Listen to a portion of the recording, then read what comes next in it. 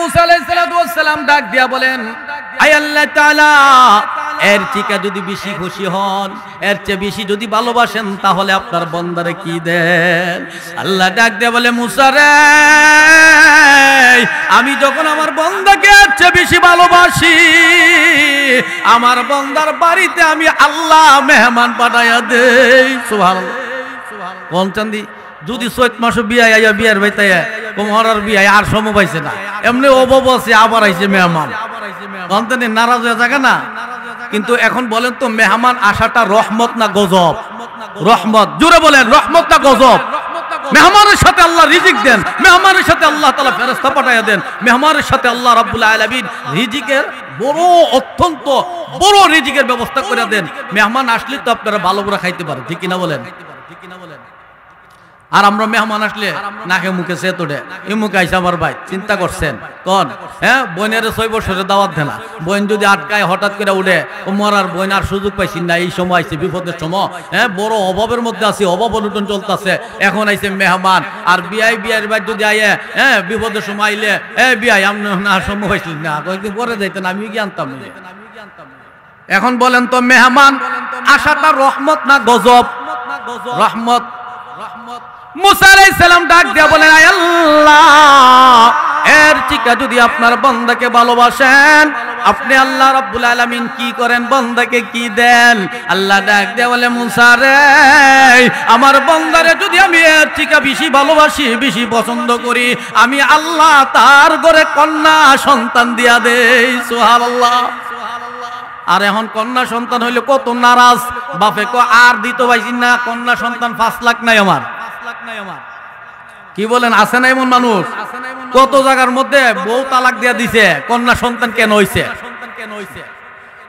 এখন বলেন তো, আল্লাহর নবী বলেন, তোমার ঘরে যদি একজন কন্যা সন্তান আগমন করে, মহিলার ঘরে যদি সর্বপ্রথম যেই মহিলার ঘরে কন্যা সন্তান জন্ম হয়, আল্লাহর নবী বলেন এই মহিলা হলো ভাগ্যবতী মহিলা। আর এই কন্যা সন্তানটাকে যদি দ্বীনি শিক্ষা দিয়া, দ্বীনি ইলম শিক্ষা করাইয়া যদি একজন দিনদার স্বামীর কাছে বিবাহ দিতে পারো, একজন আলেমের কাছে, একজন হাফেজের কাছে, একজন দিনদার নামাজি ব্যক্তির কাছে যদি তুমি ওই মেয়েটারে কন্যা সন্তানকে বিবাহ দিতে পারো, আল্লাহর রাসূল বলেন, তাহলে ওই মা বাবার জন্য জান্নাত ওয়াজিব হয়ে যায়। সুবহানাল্লাহ।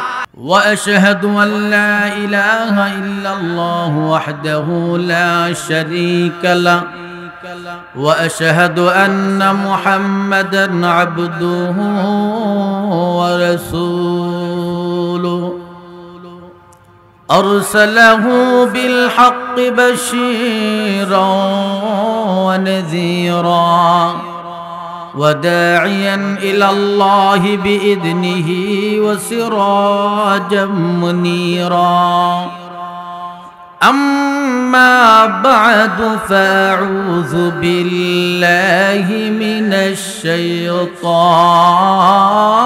الشيطان الرجيم بسم الله الرحمن الرحيم إن الذين آمنوا وعملوا الصالحات كانت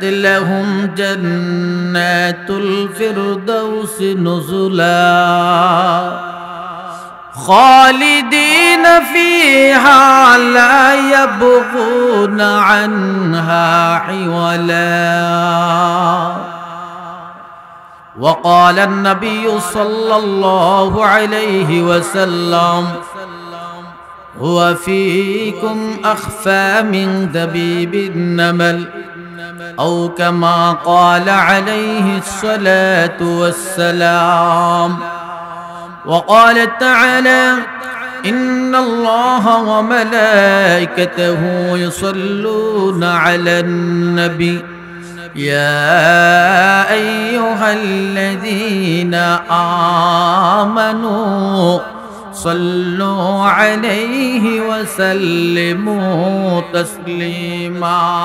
اللهم صل على سيدنا مولانا محمد وعلى آل سيدنا مولانا محمد যেদিন তোমার ডাক আসিবে এই দুনিয়া সারিতে পরনের কাপড় খুলে তোমায় সদা মারকিন পরাবে আল্লাহুম্মা সাল্লি আলা সাইয়্যিদিনা মাওলানা মুহাম্মদ ওয়া আলা আলি সাইয়্যিদিনা مولانا محمد لا إله إلا الله محبت شكل لا إله إلا الله لا إله إلا الله لا إله إلا الله لا إله إلا الله حياة المالك جاي الله موت المالك شي الله لا إله إلا الله لا إله إلا الله لا إله إلا الله لا إله إلا الله محمد رسول الله صلى الله عليه وسلم কোট্টাপাড়া হেফাজত ইসলাম উদ্যোগে আয়োজিত ৪৯তম পবিত্র কুরআন ও তাফসীর মাহফিলের অত্যন্ত শ্রদ্ধাভাজন সম্মানিত সভাপতি দূর দূরান্ত থেকে আল্লাহ পাকের আশিকিন জাকিরিন মুহিদ্দিন মুরব্বিয়ানে আযম কলিজার টুকরা যুবক ভাইরা পরধায় অবস্থানরত অত্যন্ত শ্রদ্ধেয় সম্মানিত মা বোনেরা আমরা লক্ষ কোটি নিয়ামতের শুকরিয়া জ্ঞাপন করি যে মহান প্রভু দয়াময় আল্লাহ আমাদেরকে এই মহতি তাফসীরুল কুরআন মাহফিলের দ্বিতীয় দিনে মাগরিব নামাজের পরে অত্যন্ত একটি সম্মানী একটি দামি সময় এই সময়টার মধ্যে জান্নাতের বাগানে আসা এবং বসার তৌফিক দান করেছেন এবং আল্লাহ তাআলা আমাদেরকে সবচেয়ে বড় নিয়ামত সুস্থতা দান করেছেন। এই জন্য আমরা সকলে উচ্চ কণ্ঠে জবানটাকে উচ্চ করে বলি আলহামদুলিল্লাহ, আরো জোরে বলি আলহামদুলিল্লাহ। আল্লাহ রাব্বুল আলামিন বলেন লা ইন শাকারতুম লাযীদান্নাকুম ওয়া লা ইন কাফারতুম ইন্না আযাবি লাশাদীদ। আল্লাহ রাব্বুল আলামিন বলেন আমার কোন বান্দা যদি নিয়ামত পাই, নিয়ামত পাওয়ার পরে যদি শুকরিয়াতে আলহামদুলিল্লাহ বলে, আল্লাহ রাব্বুল আলামিন তার নিয়ামত আরো বাড়ায়া দেন। সুবহানাল্লাহ বলেন। আচ্ছা বলেন তো গতকালকে ভূমিকম্প হয়েছে, আপনারা সবাই অবগত ছিলেন কিনা জানি না। আহারে ঢাকা শহর কত ক্ষতিগ্রস্ত হয়েছে, কত মায়ের বুক খালি হয়েছে, কত মহিলা বিধবা হয়েছে, কত সন্তান বাবা হারাইছে, মা হারাইছে। আজকে যেই ব্যক্তিটা ভূমিকম্পের আঘাতে দুনিয়া থেকে বিদায় হয়েছে, যদি আজকে আপনার এই বিপদটা হইতো, আপনার লাশটা হইতো, কেমন হতো? এটা আল্লাহ তাআলার একটা নিদর্শন। আল্লাহ তাআলা মুমিনদেরকে, মানুষদেরকে সতর্ক বাণী দেয়। এটা একটা বিরাট বড় একটা সতর্ক বাণী ছিল, ঠিক কিনা বলেন? এখন বলেন তো, সুস্থতা আল্লাহ তাআলা দান করছেন, জান্নাতের বাগানে আসছেন, আপনারা ভাগ্যবান, ঠিক কিনা বলেন? আপনারা অত্যন্ত ভাগ্যবান। আল্লাহ রাব্বুল আলামিনের কাছে সবচেয়ে বড় গুরুত্ব জিনিস হইল, নিয়ামত হইল মানুষের সুস্থতা, ঠিক কিনা বলেন? পয়গম্বর মুসা আলাইহিস সালাতু ওয়াস সালামের নাম আপনারা শুনছেন নি সবাই? মুসা আলাইহিস সালাতু ওয়াস সালামের খেতাব ছিল, উপাধি ছিল কালিমুল্লাহ, অর্থাৎ আল্লাহ রাব্বুল আলামিনের সাথে কথা বলতেন। মুসা আলাইহিস সালাতু ওয়াস সালাম আবার আল্লাহ রাব্বুল আলামিনের সাথে মজা করতেন। মুসা নবী মজা করতেন, গরম মেজাজের একজন পয়গম্বর ছিলেন। একদিন আল্লাহর সাথে কথা বলতে গিয়ে আল্লাহকে বলতেছে, আল্লাহ, আপনি যদি মুসা হইতেন আর আমি যদি আল্লাহ হইতাম, তাহলে আপনি আমার কাছে কি চাইতেন? আল্লাহ এই কথা শুননা, মুসা তুমি কোনোদিন আল্লাহ হইতে পারবা না। মুসা আলাইহিস সালাতু ওয়াস সালাম বলেন, ধমক দেন না, আপনিও কোনোদিন মুসা হইতে পারবেন না। সুবহানাল্লাহ, কেমন মজা করে দেখছেন আল্লাহ এবং পয়গম্বর, আর কি আনন্দ মজা। তখন কো আল্লাহ, হইতে পারতাম না, ঠিক আছে, কিছুক্ষণের জন্য আমি আপনাকে বোঝানোর জন্য বলছি, আল্লাহ আপনি যদি মুসা হইতেন আর আমি যদি আল্লাহ হইতাম, আপনি আমার কাছে কি চাইতেন? আল্লাহ রাব্বুল আলামিন ডাক দিয়ে বলে, রে মুসা, আমি যদি মুসা হইতাম আর তুমি যদি আল্লাহ হইতা, তাহলে আমি কি চাইতাম জানো নি রে মুসা? আমি কি চাইতাম? আমি তোমার কাছে চাইলাম হইলে আমার সুস্থতা। সুবহানাল্লাহ কোন? বলেন তো কত বড় নিয়ামত সুস্থতা, চিন্তা কইরা দেখেন সুস্থতা কত বড় নিয়ামত। এখন যারা এই জান্নাতের বাগান এখানের মধ্যে সাজাইছে, এটা যে জান্নাতের বাগান, এটা কি আমি হুজুরের কথা না, আপনাদের কথা না, কোন প্রেসিডেন্টের কথা, এটা আমার নবীর কথা। আর নবী তো অযথা কোনো কথা বলে নাই, সব কিছু আল্লাহর ইশারাতে কথা বলেন, ঠিক কিনা বলেন? আমার নবী বলেন, লা ইয়াকুদু কওমুন ইয়াযকুরুনাল্লাহ ইল্লা হাফাতুহুমুল মালায়েকা ওয়া গাশিয়াতুহুমুর রাহমা ওয়া নাযালাত আলাইহিমুস সাকিনাহ ওয়া যাকারাহুমুল্লাহু ফী মান ইনদা আও কামা ক্বালা আলাইহিস সালাতু ওয়াস সালাম। যেই ব্যক্তি এই কোরআনের মজলিসের মধ্যে আসে, যেই ব্যক্তি প্যান্ডেলের মধ্যে বসে কোরআন শ্রবণ করে, নবীর জিন্দেগীর আলোচনা শুনে, আল্লাহর আলোচনা শুনে, দিনের কথা শুনে, এখন বলতে পারেন এটা একটা খেলার মাঠ, ঠিক কিনা বলেন? কিন্তু খেলার মাঠ ছিল গতকালকা দুপুর বেলাও খেলার মাঠ ছিল। যখন এইটা কোরআনের মজলিস হয়ে গেছে, প্যান্ডেল হয়ে গেছে, আমার নবী বলেন এইটা এখন বাঙ্গালপাড়া খেলার মাঠ না, এইটা হয়ে গেছে জান্নাতের বাগান। সুবহানাল্লাহ। এই জান্নাতের বাগানের মধ্যে যারা বসবে, আল্লাহ রাব্বুল আলামিন চতুর্দিক দিয়া ফেরেশতারা বেষ্টন করে রাখে আপনাদের হেফাজতের জন্য। সুবহানাল্লাহ। আপনাদের উপরে রহমত বর্ষণ করেন আমার আল্লাহ, সাকিনা বর্ষণ করেন। শুধু তাই নয়, আল্লাহ রাব্বুল আলামিন ফেরেশতাদের সাথে আলোচনা করতে থাকেন, এরে ফেরেশতারা,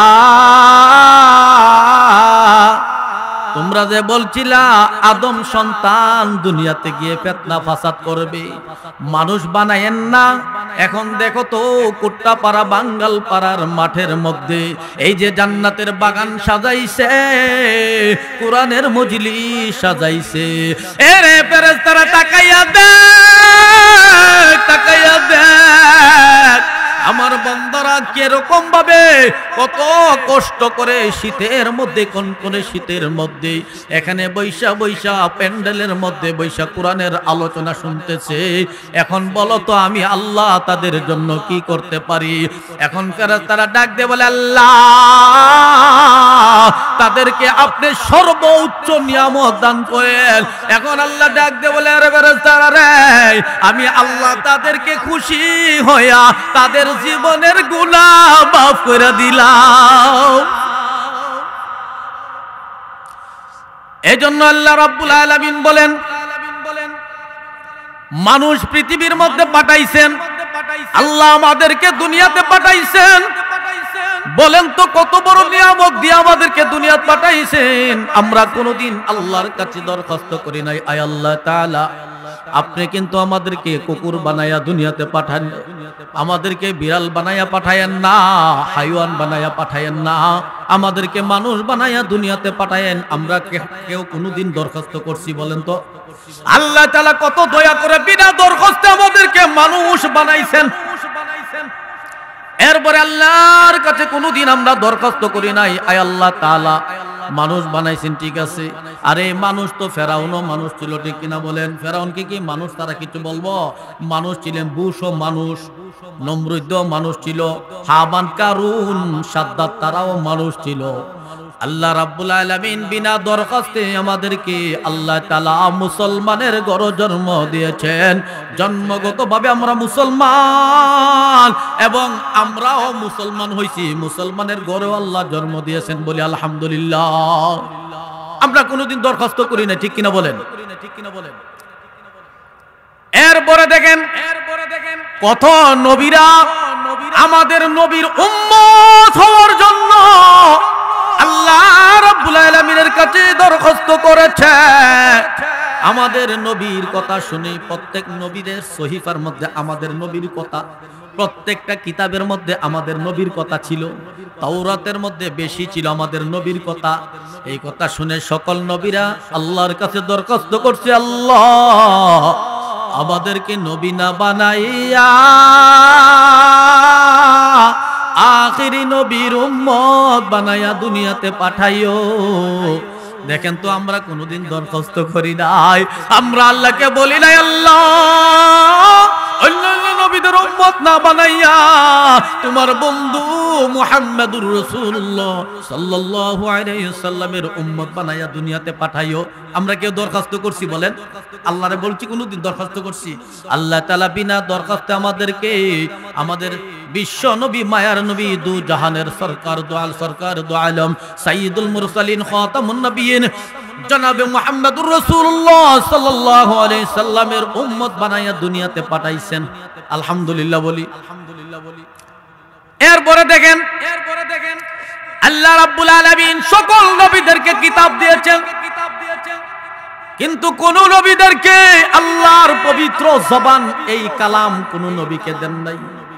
আমাদের নবীর উপরে নাজিল করেছেন এই কোরআনুল কারীম। এই কোরআনটা সম্পূর্ণ আল্লাহর কথা, ঠিক কিনা বলেন? এই কোরআন হইলো আমাদের নবীর কাছে নাজিল করেছেন, আর আমাদের নবীর উম্মত হইলো আমার নবীর উম্মত, আমাদের নবীর উম্মত হইলাম আমরা, ঠিক কিনা বলেন? আমাদের জন্য হেদায়েতের জন্য আল্লাহ তাআলা এই কিতাব দিয়েছেন। কিয়ামত পর্যন্ত আর কোন নবী আসবে না, আর কোন নতুন কোন কিতাব আসবে না। এই কোরআন হলো শ্রেষ্ঠ কিতাব, শ্রেষ্ঠ গ্রন্থ। হেদায়েতের জন্য এটাই যথেষ্ট। হুদাল্লিল মুত্তাকিন ওয়া হুদা ওয়া রাহমাতুল লিল মুমিনিন। এই কোরআন আল্লাহ আমাদেরকে দান করেছেন। কোরআনের কত সম্মান! তাহলে আল্লাহ রাব্বুল আলামিন বলেন আমাদেরকে কত দয়া করেছেন, আমাদেরকে মুসলমানের ঘরে জন্ম দিয়েছেন, আমরাও মুসলমান, ঈমানদার।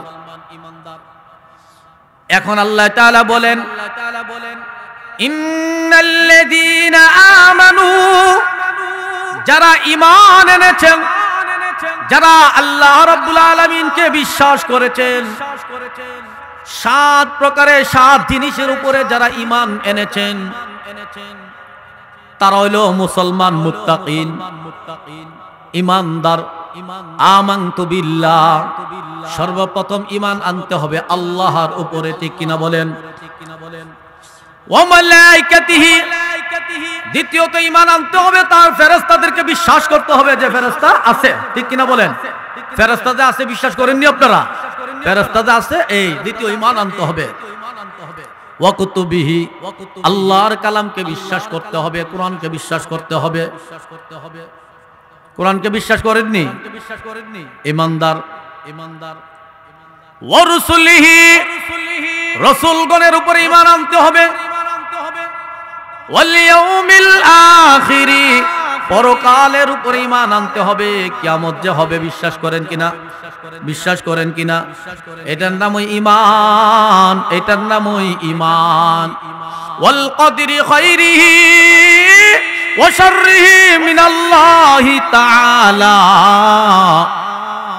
ভালো মন্দ তকদিরের উপরে ঈমান আনতে হবে, ঠিক কিনা বলেন? আপনি বিদেশ গেছেন, এক লোকে বেতন পায় 1 লক্ষ টাকা, আর আপনার ভাগ্যে আছে 10,000 টাকা, এই তকদিরের মালিককে বলেন তো? একই সাথে একই কোম্পানি চাকরি করে, একই রুমে থাকে, একই কাজ করে, কিন্তু ওই ছেলেটা মাসে 1 লক্ষ টাকা কামাই করে, আর ওই ছেলেটা খায়া বাচ্চা কোনো মতে মা বাবাকে টাকা দিতে পারে নাই। বলেন তো রিজিক তকদিরের মালিককে? হঠাৎ করে হাঁটতেছেন, এক লোক আইসা আপনি বলতেছেন, চাচা আপনি আমার ঘরে দাওয়াত, 1 নলা ভাত খাইবেন, অথচ আপনার ঘরের মধ্যে খানা ছিল না। আপনাকে ওই লোকটা নিয়ে আপনাকে মেহমানদারি করেছে, আপনি রুশ কুরমা পোলাও দিয়া খাওয়াইছে। এটা রিজিক, এটা ওই ভাগ্য কার পক্ষে থেকে আসে বলেন তো? এই জন্য বলে ভালো মন্দ তকদির এটা একমাত্র আল্লাহর পক্ষ থেকে হয়, বিশ্বাস করতে হবে, ঠিক কিনা বলেন? ঠিক কিনা বলেন? ওয়াল বা'স বা'দাল মাউত, মরণের পরে, মৃত্যুর পরে পুনরায় জীবিত হওয়ার উপরে ঈমান আনতে হবে। আপনারা বলেন তো, না কাফের বেঈমানের মতো বলবেন যে মরলে ওই শেষ, আর কোনো আযাব নাই? বলেন তো মরণের পরে আবার পুনরায় জীবিত করব কিনা বলেন? এটা আপনারা বিশ্বাস করেন? আপনারা ঈমানদার, আলহামদুলিল্লাহ বলেন, আলহামদুলিল্লাহ বলেন। কারণ ওরা তো বলে জি যে মরলে ওই শেষ, আর আযাব হইতো না, আর আযাব হইতো না, আর আযাব হবে না। এই জন্য ঈমান এমন একটা জিনিস, যদি ঈমান নিয়ে আপনি মৃত্যুবরণ করতে পারেন, আপনি নামাজ পড়েন নাই, মাঝে মাঝে পড়ছেন, ভালো কাজ করেন নাই, কিন্তু আপনার ঈমানটা ছিল শিরিক মুক্ত ঈমান, আপনার ঈমানের মধ্যে কোনো সমস্যা ছিল না, কিন্তু আমলের মধ্যে সমস্যা। আপনি যদি মৃত্যুবরণ করেন, তাহলে আল্লাহ রাব্বুল আলামিন আপনাকে সাজা দেওয়ার পরে, ওই যে নেক আমল করেন নাই, আপনাকে সাজা দেওয়ার পরেও আপনার জন্য আল্লাহ তাআলা একটা জান্নাত রাখছেন, ওই জান্নাতে আপনাকে প্রবেশ করাইবেন। বলেন সুবহানাল্লাহ। জান্নাতে যাইবেন যদি ঈমান মজবুত থাকে, ঠিক থাকে, ঈমানের মধ্যে যদি কোনো শিরিক না থাকে, ঈমানটা শিরিক মুক্ত হতে হবে। আমরা তো বিশ্বাস করি না, হঠাৎ করে যদি ধান রুদ্রের মধ্যে রাখছেন, যদি বৃষ্টি আসে পড়ে, আল্লাহ কি আর সময় পাইছে না? ইমুকের দান শুকাই দিয়েছে, আর আমার দান দিছি, আর আল্লাহ বৃষ্টি দিচ্ছে। আল্লাহকে এমন আছে, অনেক মহিলারা গালাগালিও করে, নাউজুবিল্লাহ বলেন। আচ্ছা বলেন তো, বৃষ্টি আসলে তো এটা রহমত, এটা কি? তাহলে একটা ঘটনা শুনেন। পয়গম্বর মুসা আলাইহিস সালাতু ওয়াস সালাম, ওই যে মুসা আল্লাহর সাথে কথা বলে, আবার আল্লাহ রাব্বুল আলামিনের কাছে গিয়া বলেন, আয় আল্লাহ, আমি আপনার সাথে আজকে অন্যরকম কথা বলতে চাই। আল্লাহ ডাক দিয়া বলে, মুসা রে, কি কথা বলবা বলো রে মুসা। মুসা ডাক দিয়া বলে, আল্লাহ, আমি আপনার কাছ থেকে জানতে চাই, আপনি যখন একজন বান্দাকে ভালোবাসেন, ওই বান্দাকে আপনি সর্বপ্রথম কি দেন? ভালো করে বুঝছেন? আল্লাহকে বলেন, আপনি যখন কোনো বান্দাকে ভালোবাসেন, ওই বান্দাকে প্রথম কি দেন? আল্লাহ ডাক দিয়ে বলে, মুসা রে, আমি যখন আমার বান্দাকে ভালোবাসি, আমার বান্দাদেরকে যখন আমি পছন্দ করি, ভালোবাসি, তখন সর্বপ্রথম আমি আল্লাহ রহমত নাজিল করি। কি দিয়া জানোনি? আমি আল্লাহর রহমতের বৃষ্টি বর্ষণ করি। সুবহানাল্লাহ বলেন। আচ্ছা কোন তো বৃষ্টিটা গজব না রহমত? কোনটা বৃষ্টি রহমত না গজব? এখন তো বুঝতে পারছেন যে বৃষ্টিটা রহমত। এখন কি বুঝছেন? আল্লাহ বলতেছে যে আমি যখন বান্দাদেরকে ভালোবাসি, মুসা, আমি আমার বান্দাদেরকে বৃষ্টি বর্ষণ করি। কত বড় রহমত চিন্তা করেন। আর আমরা লাগা গজব, আমরা লাগা গজব, আর সময় পাইছি না। বৃষ্টি থামেও না, বৃষ্টির প্রয়োজন নাই। আপনার মতো আরো কত মানুষের বৃষ্টির জন্য আল্লাহর কাছে দোয়া করতেছেন, ঠিক কিনা বলেন? এই দুনিয়াটা স্বার্থপর হয়ে গেছে, মানুষ হিংসুক হয়ে গেছে। একজনের উপকার আরেকজনে ভালো পায় না, একজনের ধনাঢ্য হইলে আরেকজন হিংসা করে, ঠিক কিনা বলেন? দেশটা দুনিয়াটা হিংসায় ভরে গেছে। এই জন্য আপনার বৃষ্টির প্রয়োজন ছিল না, এই জন্য আপনি গালাগালি করেন। আর কেন আল্লাহ বৃষ্টি দিয়েছেন? আরেকজন আল্লাহর কাছে চাইতেছে তাহাজ্জুদের নামাজ পড়া, আল্লাহ আপনি বৃষ্টি দেন, আমার এই শস্য সবুজ এই ফসলগুলি নষ্ট হয়ে যাইতেছে, আল্লাহ আপনি যদি বৃষ্টি দেন তাহলে আমার রহমত হবে, দয়া হবে।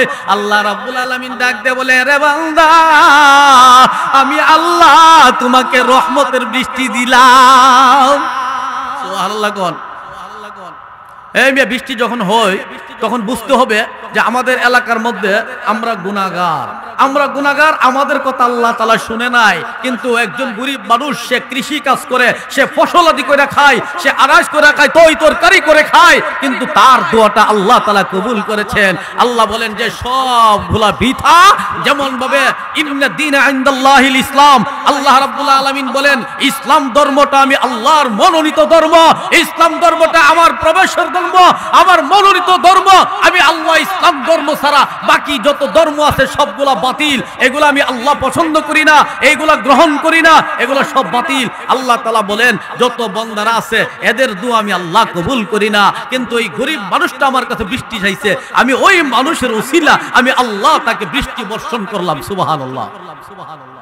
বুঝতে হবে এটা রহমত। এরপরে মুসা আলাইহিস সালাম ডাক দিয়া বলেন, আয় আল্লাহ তাআলা, এর থেকে যদি বেশি খুশি হন, এর চেয়ে বেশি যদি ভালোবাসেন, তাহলে আপনার বান্দারে কি দেন? আল্লাহ ডাক দিয়ে বলে, মুসা রে, আমি যখন আমার বান্দাকে এর চেয়ে বেশি ভালোবাসি, আমার বান্দার বাড়িতে আমি আল্লাহ মেহমান পাঠাইয়া দেই। সুবহানাল্লাহ। কোন চান্দি যদি চৈত মাসে বিয়ায় আইয়া বিয়ার বাইতে কোমরার বিয়ায় আর সময় পাইছে না, এমনি অভাব আছে, আবার আইছে মেহমান, অন্তনে নারাজ হয়ে থাকে না। কিন্তু এখন বলেন তো, মেহমান আসাটা রহমত না গজব? রহমত। জোরে বলেন, রহমত না গজব? মেহমানের সাথে আল্লাহ রিজিক দেন, মেহমানের সাথে আল্লাহ তাআলা ফেরেশতা পাঠাইয়া দেন, মেহমানের সাথে আল্লাহ রাব্বুল আলামিন রিজিকের বড়, অত্যন্ত বড় রিজিকের ব্যবস্থা করে দেন। মেহমান আসলে তো আপনারা ভালো করে খাইতে পারেন, ঠিক কিনা বলেন? আর আমরা মেহমান আসলে নাকে মুখে সে তোড়ে, ইমুকে আইসা আমার ভাই, চিন্তা করছেন কোন? হ্যাঁ, বোনের 6 বছরের দাওয়াত দেনা, বোন যদি আটকায় হঠাৎ করে উঠে, ও মরার বোন আর সুযোগ পাইছি না, এই সময় আইছে বিপদের সময়, হ্যাঁ, বড় অভাবের মধ্যে আছি, অভাব অনটন চলতেছে, এখন আইছে মেহমান। আর বিয়ার ভাই যদি আইয়ে, হ্যাঁ, বিপদের সময় আইলে, বিয়াই আমি না সময় পাইছিলেন না, কয়েকদিন পরে যাইতেন, আমি কি আনতাম না। এখন বলেন তো, মেহমান আসাটা রহমত না গজব? রহমত। মুসা আলাইহিস সালাম ডাক দিয়া বলেন, আয় আল্লাহ, এর থেকে যদি আপনার বান্দাকে ভালোবাসেন, আপনি আল্লাহ রাব্বুল আলামিন কি করেন, বান্দাকে কি দেন? আল্লাহ ডাক দিয়া বলে, মুসা রে, আমার বান্দারে যদি আমি এর থেকে বেশি ভালোবাসি, বেশি পছন্দ করি, আমি আল্লাহ তার ঘরে কন্যা সন্তান দিয়া দেই। সুবহানাল্লাহ। আর এখন কন্যা সন্তান হইলে কত নারাজ, বাপে কো আর দিতে পাইছি না, কন্যা সন্তান 5 লাখ নাই আমার। কি বলেন, আছে না এমন মানুষ? কত জায়গার মধ্যে বউ তালাক দিয়া দিছে, কন্যা সন্তান কেন হইছে? এখন বলেন তো, আল্লাহর নবী বলেন, তোমার ঘরে যদি একজন কন্যা সন্তান আগমন করে, মহিলার ঘরে যদি সর্বপ্রথম যেই মহিলার ঘরে কন্যা সন্তান জন্ম হয়, আল্লাহর নবী বলেন এই মহিলা হলো ভাগ্যবতী মহিলা। আর এই কন্যা সন্তানটাকে যদি দ্বীনি শিক্ষা দিয়া, দ্বীনি ইলম শিক্ষা করাইয়া যদি একজন দিনদার স্বামীর কাছে বিবাহ দিতে পারো, একজন আলেমের কাছে, একজন হাফেজের কাছে, একজন দিনদার নামাজি ব্যক্তির কাছে যদি তুমি ওই মেয়েটারে কন্যা সন্তানকে বিবাহ দিতে পারো, আল্লাহর রাসূল বলেন তাহলে ওই মা বাবার জন্য জান্নাত ওয়াজিব হয়ে যায়। সুবহানাল্লাহ। এখন বলেন তো, কন্যা সন্তানটা রহমত না গজব? রহমত। জুড়ে বলেন, কন্যা সন্তান যে মানুষের ঘরে আল্লাহ তাআলা দেন, এই কন্যা সন্তান রহমত না গজব? রহমত। রহমত। এখন মুসা নবী ডাক দিয়া বলেন, আয় আল্লাহ রাব্বুল আলামিন, এর থেকে যদি আপনার বান্দার প্রতি খুশি হন, তাহলে আপনি আপনার বান্দাকে কি দেন? আল্লাহ ডাক দিয়ে বলে, এ মুসা, আমি আল্লাহ রাব্বুল আলামিন আমার বান্দার প্রতি যদি এর থেকে বেশি খুশি হয়ে যায়, তাহলে আমার বান্দাকে আমি আল্লাহ রোগ দেই, অসুস্থতা দান করি। সুবহানাল্লাহ কর না। তাহলে এটা কি বোঝা গেছে যে অসুস্থ হওয়াটা এটা আল্লাহর একটা রহমত।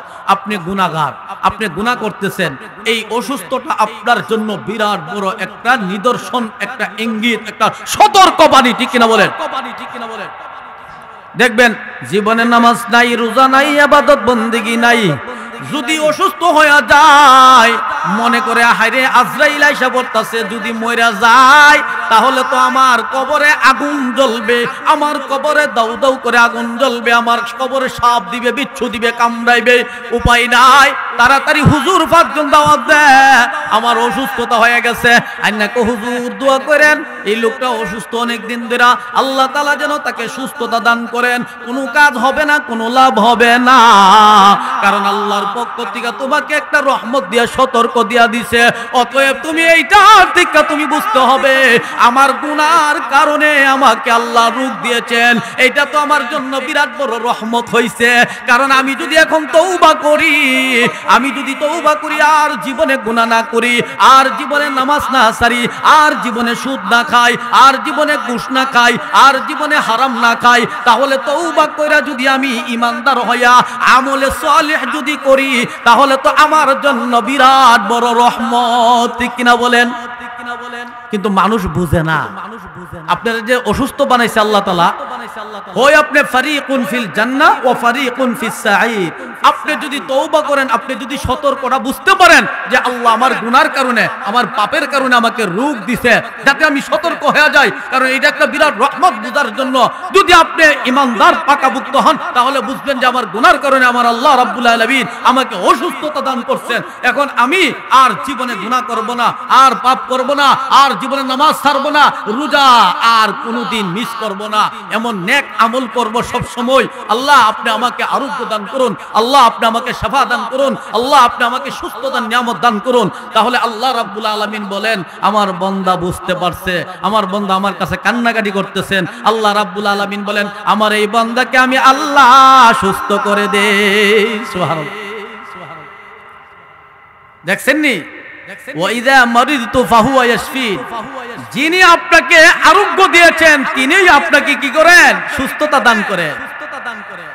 এখন দেখেন আল্লাহ রাব্বুল আলামিন বলেন ইন্নাল্লাযীনা আমানু ওয়া আমিলুস সালিহাত। এক নম্বর হইল তুমি যদি ঈমান রাখতে পারো, ঈমানটা পাকাপোক্ত হয়, ঈমানটা যদি শিরিক মুক্ত হয়, তারপরে বলতেছেন ওয়া আমিলুস সালিহাত। ঈমান আনয়নের পরে হইল তোমার নেক আমল। কি আমল বলেন তো? কি আমল? নেক আমল। কি আমল?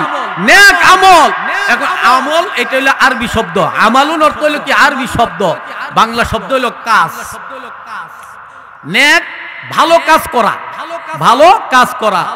আমরা এখন ভালো কাজ, আমরা ভালো কাজ যেগুলা, নেক আমল যেগুলা, আমরা এইগুলারে সিলেক্ট করছি, আমরা এগুলারে পছন্দ করছি, এখন আমরা এটারে হারাম আমল বানাইছি। ঠিক কিনা বলেন? হারাম আমল বানাইছি। এই হারাম আমল করলে ঈমানের মধ্যে থাকবে বলেন? আমি যদি সুদ খাই, আমি যদি এই ঈমান নিয়ে ঘুষ খাই, আমি যদি এই ঈমান নিয়ে মানুষের সম্পদ দখল করি, আমি যদি এই ঈমান নিয়া নেই বিচার না করিয়া যদি আমি স্বার্থ ঘুষ খাইয়া যদি আমি উল্টা পাল্টা বিচার করি, নেই পরায়ণ ব্যক্তি না হইয়া আমি অন্যায় শাসন করি, অন্যায় বেবিচারী বিচার করি, তাহলে আমার ঈমান ঠিক আছে না নাই বলেন? বলেন এখন জমানার মধ্যে আছে না নাই? ঘুষ খাইয়া বিচার করে, যেই দল একটি শক্তিশালী ওই দলের পক্ষে সর্দারে টানে। ঠিক কিনা বলেন? আপনারা মনে রাখেন, আপনারা এই দজাভাঙ্গা ঈমান নিয়ে জান্নাতে যাইতে পারবে না, বড় কঠিন হয়ে যাবে। আপনার মীমাংসাটা কে করবেন? আল্লাহ রাব্বুল আলামিন তো বলতেছেন ওয়াসুলহু খায়রুত, তো মীমাংসা করো। ইন্নামাল মুমিনুনা ইখওয়াতুন ফাসলিহু বাইনা খাওয়াইকুম। মুমিনরা সবাই ভাই ভাই, মুমিনরা যখন যুদ্ধ লাগবে, ঝগড়া করবে, তখন তারা নিজেদের মধ্যে নিজেরা মীমাংসা করবে। ভাই আমার ভুল হয়ে গেছে, ভাই আমি বুঝতে পারি নাই, আপনি আমাকে ক্ষমা করে দেন। দেখেন আল্লাহ নিজে কোরআনও বলতেছেন, বুঝছেন নি? আল্লাহ নিজে কোরআনও বলতেছেন, ফাসলিহু বাইনা আখাওয়াইকুম, তুমি ভাইয়ের সাথে ভাই সুন্দর মীমাংসা করো। তাহলে আর সর্দারের কি দরকার লাগে বলেন? আর সর্দারের প্রয়োজন হয়? কিন্তু সর্দার তো আপনারা চিনেন না। যে সর্দারে পকেট গরম করে, যেই সর্দারে মিথ্যার আশ্রয় নেয়, মিথ্যার হেডকোয়ার্টার, বুঝছেন না, ঘুষের হেডকোয়ার্টার, কথা কইলই তার দ্বারা গেল এত টাকা ঘুষ, আপনারা গিয়ে এসব সর্দার ধরেন। আহা, অথচ আল্লাহ রাব্বুল আলামিন বলেন, নবী গো আপনি জানাইয়া দিয়েন যে আমি আল্লাহ, যে আমি আরশের ছায়ার নিচে স্থান দিব 7 ধরনের ব্যক্তিকে, 7 ব্যক্তিকে। এর মধ্যে একজন থাকবে নেই বিচারক, নেই শাসক। ঠিক কিনা বলেন? এই এলাকার সর্দার, দুনিয়ার সর্দারেরা শুনে রাখো, তুমি তো দুনিয়াতে বেশি দিন থাকবা না, তোমার কোনো গ্যারান্টি নাই। অতএব তোমার মৃত্যুবরণ করতেই হবে। কুল্লু নাফসিন যায়িকাতুল মাউত। আল্লাহ বলেন যত প্রাণ, যত মাখলুকের প্রাণ আছে, ভিতরে আত্মা আছে, প্রত্যেকটা প্রাণওয়ালা ব্যক্তি মৃত্যুবরণ, মৃত্যুর স্বাদ গ্রহণ করতে হবে। তাহলে তো তুমি বুঝতে হবে যে আমি মৃত্যুবরণ করতেই হইব, আমি মৃত্যুবরণ করব। আচ্ছা বলেন তো, মৃত্যুবরণ করবেন এটা তো শিওর নাকি? না বলেন যে না এটা হইতেও পারে, না হইতে পারে, আমি আবার থাকতাম পারি কিয়ামত পর্যন্ত, এরকম গ্যারান্টি আছে? তাহলে যখন এটা গ্যারান্টি হয়ে গেছে গা, এখন যখন মৃত্যুবরণ করবেন কোন সময় মরবেন বলেন তো? কেউ বলতে পারবেন যে হুজুর আমি তো এত সাল এত তারিখে মারা যাব, এটা বলতে পারবেন? কারণ কেউ বলতে পারবেন না। আল্লাহ মরণের কথাটা কাউকে জানাই নাই, তার বন্ধুকেও জানাই নাই। আল্লাহ রাব্বুল আলামিন মরণটা গোপন রাখছে, কারণ মানুষ যেন সচেতন হয়ে যায়। ঠিক কিনা বলেন? যাতে করে মানুষ বারবার তওবা করে, বারবার আল্লাহর দরবারে ফিরে আসে, না জানে এখন মৃত্যুবরণ করে, না জানে মরে যায়। এই জন্য মরণের ভয় রাইখা তুমি বিচার কইরো, মরণের ভয় রাইখা তুমি জমিনে পাড়া দিও। একজন গুনাহগার যখন জমিন দিয়ে হাইটা যায়, জমিনে আল্লাহর কাছে শাফাত করে, আল্লাহ এই পাপিষ্ট গুনাহগার আমার উপর দিয়া যাইতেছে, সহ্য করতে পারি না। নাউজুবিল্লাহ বলেন। কোন সর্দার যদি একটা বিচারের মধ্যে অন্যায় বিচার কইরা যখন সে বের হয়, আল্লাহ রাব্বুল আলামিন তার উপরে লানত দিতে থাকেন, লানত দেন 70,000 ফেরেশতা দিয়া তার উপরে গজব দেন, গজব দেন। নাউজুবিল্লাহ বলেন। আহা, বিচারকরা এখনো বুঝো না, তুমি ঘুষ খায়া তুমি অন্যায় বিচার করছো, নেই বিচার না কইরা এমুকের জায়গা এমুকরে দিছো, এমুকের সম্পদ এমুকরে দিছো, তুমি অন্যায় বিচার শাসন কইরা তুমি মরণের ভয় না কইরা একটা বিল্ডিং করছো, এই বিল্ডিং মাইরা ঘরের বিল্ডিং পয়রা ঘরের সব মারা গেছে, আর তোমার কয়েকদিন পর হইছে প্যারালাইসিস, যা টাকা কামাইছো সম্পূর্ণ টাকা যাইতেছে, এখন মানুষের কাছে হাত পাতো। এমন অগণিত ঘটনা আছে না নাই বলেন তো? কিন্তু বুঝতেছে না, মনে করতেছে টাকা আইতেছে, ঘুষ খাই টাকা, সুদ খাই টাকা আসতেছে, সুদ খান আপনি টাকা আসতেছে। সুদওয়ালা এত গজব আল্লাহর পক্ষ থেকে নাজিল হবেন। হাদিসের মধ্যে আছে যে সুদখোরের সম্পদ, হারাম সম্পদ অতি যদি বেশিও যদি থাকে তাহলে সর্বোচ্চ 40 বছর।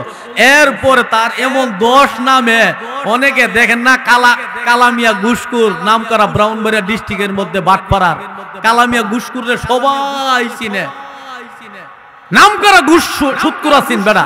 আহা, এই কালামিয়া সারা জীবন সুদ খায়া শেষ বেলা প্যারালাইসিস হইয়া সব ক্ষেত পাতর বাড়িঘর বেচ্ছা, এরপরে আল্লাহ তাআলা হেরেন নেয় না, এরপরও নেয় না। বুঝছেননি কেমন আযাব? চিন্তা করেন। এখন তোমার উপরও আযাব রেডি আছে, এটা নবীর হাদিস। ঠিক কিনা বলেন? এটা সত্য না সত্য বলেন? তুমি হারাম খাইতেছো, মনে করতেছো সুদ খাইতেছি, টাকার পাহাড় আইতেছে, ঘুষ খাইতেছি, সর্দারি করতেছি, বাড়িঘর বিল্ডিং, আর আমার চলাটো গেফেটে অন্যরকম।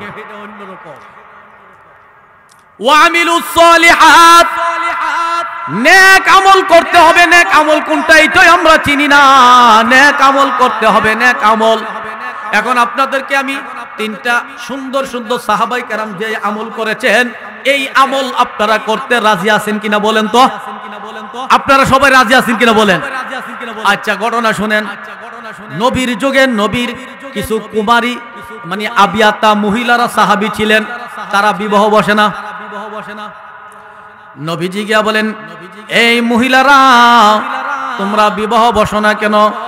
তারা ডাক দিয়ে বলে, ইয়া রাসূলুল্লাহ, ইয়া হাবিবাল্লাহ, ওগো আল্লাহর নবী, আপনা বিবাহ বসবো আমরা যদি ওই রকম উপযুক্ত স্বামী পাই। আমরা বিবাহ বসতে গেলে আমাদের তিনটা শর্ত থাকবে। কয়টা শর্ত? মহিলারা বলতেছেন। আর আমাদের দেশের মহিলারা কো জামাইটা মডেলিং হইতে হইব, বিদেশি হইতে হইব, দুইটা বিল্ডিং থাকতে হইব, আর আমাকে নিয়ে মার্কেটে যেতে হবে, সুন্দর সুন্দর জামা কাপড় কিনতে হবে, মোটর সাইকেলে বসায়া বসায়া ঘুরাইতে হবে। ঠিক কিনা বলেন? আর নবীর যুগের মহিলারা কি বলতেছেন বলেন, আমরা এমন স্বামী পেব, শর্ত থাকবে তিনটা, তাহলে আমরা বিবাহ বসবো। আমার নবী বলেন, আরে মহিলারা কি কি শর্ত আমি নবীর কাছে তোমরা প্রকাশ করো। মহিলারা বলতেছেন, ইয়া রাসূলুল্লাহ, ইয়া হাবিবাল্লাহ, সর্বপ্রথম শর্ত হইল সারা রাত্র ইবাদত করবে। সুবহানাল্লাহ। বলেন তো কি শর্ত দিছে? সারা রাত্র ইবাদত করবে। 2 নম্বর শর্ত হইল, ইয়া রাসূলুল্লাহ, ইয়া হাবিবাল্লাহ, ও সারা বছর রোজা রাখতে হবে। সারা বছর রোজা রাখতে হবে। বলেন তো কঠিন না সহজ? সারা বছর রোজা রাখতে হইব। 3 নম্বর শর্ত হইল, ইয়া রাসূলুল্লাহ, ইয়া হাবিবাল্লাহ, 3 নম্বর শর্ত হইল দৈনিক 1 খতম কোরআন পড়তে হবে।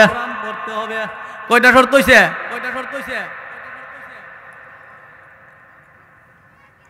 আচ্ছা, এই যে 3টা শর্ত সাহাবাই কেরামের জন্য এটা সহজ না কঠিন? আচ্ছা, এই আমলটা সাহাবীদের মধ্যে সবার মধ্যে ছিল। আলহামদুলিল্লাহ। আপনারাও এই আমলটা করতে একেবারে সহজ। আপনারা সহজের ব্যবস্থা করতেছি। এখন নবীজি ডাক দেয়া বলেন, আরে সাহাবীরা রে, তোমরা কে কে আমার এই মহিলা সাহাবীদেরকে তোমরা বিবাহ করবা? মহিলাদেরকে বিবাহ করার কথা শোনার পরে সব সাহাবাই কেরাম দাঁড়ায়া গেছেন। সবাই দাঁড়ায় গেছে গা। এখন যদি আইনা মাঠের মধ্যে বসাইয়া ক খালেদা জিয়ার নাতি তারেক জিয়ার মেয়েকে কে কে বিবাহ করবা, যদি কোনো শর্ত না রাইখা, যোগ্যতা না জানিনা, লেখাপড়ার কথা না বললা, টাকা পয়সার কথা না বললা, এখন যদি আইসা বলে যে তোমরা কে কে বিবাহ করবা এই তারেক জিয়ার মেয়েটারে, তখন তো কৃষক যারা আছে, শ্রমিক যারা আছে, আর যারা সুৎকুর ঘুষকুর গরিব ধনী যা আছে, ফারা প্যান নতুন জামা সবাই একসাথে দাঁড়ায় যাবে। ঠিক কিনা বলেন? দেখি আমারও তো যদি লটারি লাগতেও পারে। ঠিক কিনা বলেন? আমার নবী যখন বলছেন, সমস্ত সাহাবাই কেরাম দাঁড়াইয়া গেছে, যারা যারা আবিয়াতা। দাঁড়ানোর পরে বলতেছেন, তবে শর্ত আছে 3টা। কয়টা? এখন একটা মুসুর ভিতরে একটা ঢুকে গেছে একটা মুসুর। শর্ত হইল কয়টা? 3টা। তখন বলি, ইয়া রাসূলুল্লাহ, ইয়া হাবিবাল্লাহ, বলেন তো শর্ত কি কি? তখন ডাক দিয়ে বলে, সাহাবীরা রে, প্রথম শর্ত হইল সারা রাত্র নামাজ পড়তে হবে। এই কথা বলার পরে 16 আনা থেকে 4 আনা বৈশা গেছে গা। তো এই কাম আমরার দ্বারা হইতো না। 2 নম্বর শর্ত কি? 2 নম্বর শর্ত হইল সারা বছর রোজা রাখতে হবে। এই কথা বলার পরে আরো বৈশা গেছে গা 4 আনা। আছে কয়টা? আর আছে কয়জন? 8 আনা আছে, অর্ধেক আছে। এখন 3 নম্বর শর্ত হইল, 3 নম্বর শর্ত, যারা এই মহিলাদেরকে বিবাহ করবা, তোমাদের 3 নম্বর শর্ত হইল দৈনিক 1 খতম কোরআন পড়তে হবে। এই কথা বলার পরে আরো গেছে গা 4 আনা বৈশা। কয়টা আমার দ্বারা সম্ভব না, আমার দ্বারা এই শর্ত মানা সম্ভব না, বৈশা জায়গা। এখন যে সাহাবীরা হিকমতওয়ালা, এই সাহাবীরা দাঁড়ায় লইছে। দাঁড়ানোর পরে তাদের সাথে বিবাহ হয়েছে।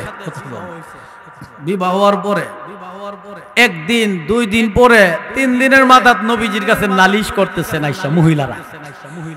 আয়েশা বলতেছে ইয়া রাসূলুল্লাহ ইয়া হাবিবাল্লাহ, ওগো নবী, আপনি যে সাহাবীর সাথে আমাকে বিবাহ দিয়েছেন, আপনার সাথে মিথ্যা কথা বলেছে, তার মধ্যে একটাও শর্ত নাই। 3 শর্তে বিবাহ দিয়েছেন, একটা শর্ত তার মধ্যে নাই। নবীজি বলেন তাই নাকি?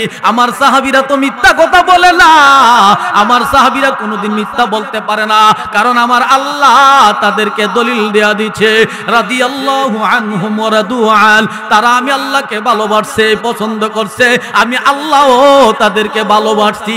সুবহানাল্লাহ। নবীজি বলতেছেন তারা তো কোনোদিন মিথ্যা কথা বলতে পারে না। যদি তাই হয় তাহলে সাহাবায়ে কেরামদেরকে আমি ডাকবো, তোমরাও আইসো। এখন ডাক দেওয়ার পরে আসছে, আয়েশা বলেন সাহাবীরা রে, তোমাদেরকে 3টা শর্তের বিনিময়ে বিবাহ দিয়েছিলাম, এখন তোমাদের মধ্যে নাকি একটা শর্ত নাই।